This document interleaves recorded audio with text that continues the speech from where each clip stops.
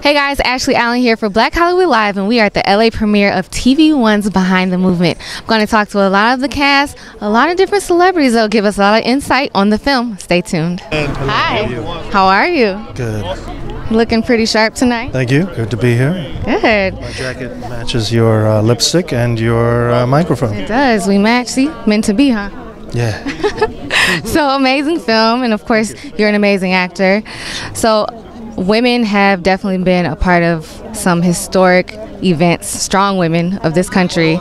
Tell me what it feels for you to be a part of such an amazing film telling Rosa Parks' story and all of the people who were also part of her story. Well, you know, Rosa Parks was a committed activist long before 1955. Her work and the work of the women of Montgomery precede the Montgomery bus boycott.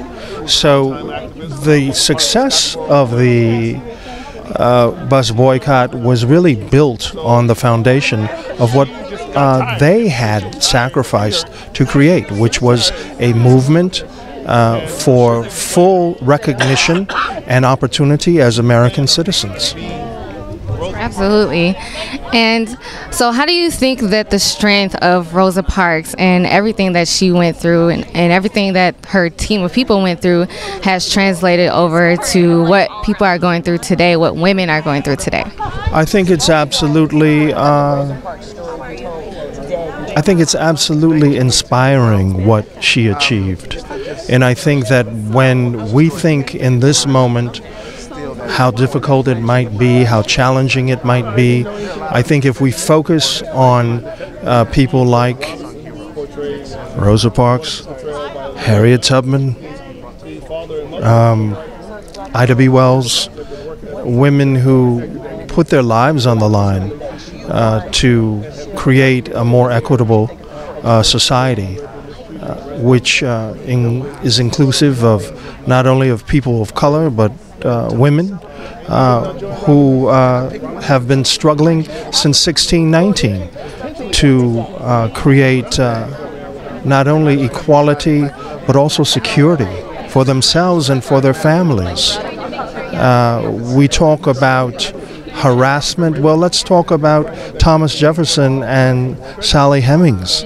This is the gentleman who said all men are created equal, but he was in fact enslaving his own children who were conceived with an underaged girl by the name of Sally Hemings, who worked on his plantation. This is the root of America, and I think that we have to recognize it, and we have to fight hard to transcend it. But it's something that we can't shut our eyes to or shut our hearts to. And this is really part of where we are now. The denigration, the harassment, the rape, the murder of black women in this country has been a part of the development of what we call the American economic system. And we need to recognize that. I don't say that we need to dwell on it, but it's something that must be acknowledged in order that we transcend it, in order that we affect change, and in order that we see the world as Frederick Douglass, whose 200th anniversary we're celebrating this year. It's the bicentennial of Frederick Douglass. He attended the first Women's Rights Convention in Seneca Falls. And he said that, hey, I'm here, even though there's some black people who are not being recognized as full citizens. And there are lots of women of all colors who are not being recognized as citizens. But I'm here because I support equality. I support justice no matter what color and no matter what gender.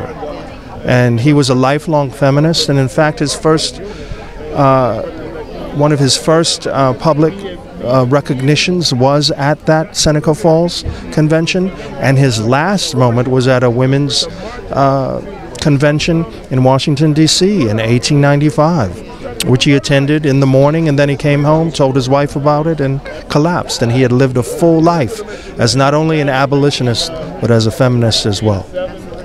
And I mean, you definitely need to know where you've come from in order to know where you're going, right?